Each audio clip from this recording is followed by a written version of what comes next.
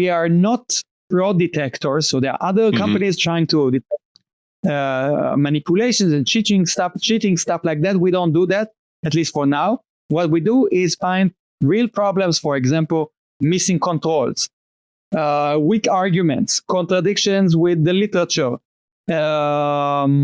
statistical problems, things like that. We highlight these, we rank them based on severity, and then we offer solutions, and the solutions range from textual solutions, which are just small clarifications that you can add or change to improve your statement. So, for example, we study transgenerational epigenetic inheritance. We study it in worms, in C. elegans nematodes. If I say, temperatures generate transgenerational responses, and I fail to mention that this is in C. elegans, people will get the wrong impression. And my claim would be strengthened if I declare that properly. And this is something QED will suggest. That's impressive. And we also, and we also offer experimental solutions, long-term solutions, and short-term solutions. So things that will take you a long time, and things that will take you just a little bit of work.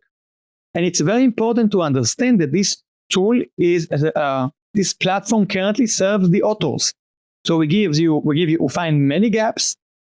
We suggest many ways to fix the gaps.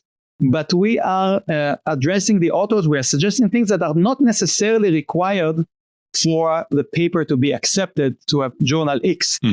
Yes, we try to focus it as much as possible and give you only the meaningful suggestions. I'm trying to move away from the idea of review as a gatekeeper, deciding what's accepted or not. I think that ideally it should be your paper, what you think, your paper that you stand behind, alongside the review that you got, that everyone can see.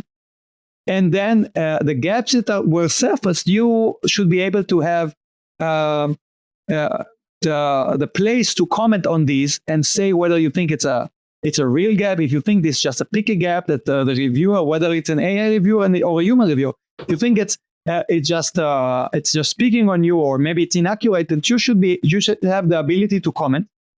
Or perhaps, if QAD gave you a comment and you found that the gap was indeed worth addressing, and you did that either by changing the text or by adding an experiment, that I want you to be able to display that and show the world that you took the efforts,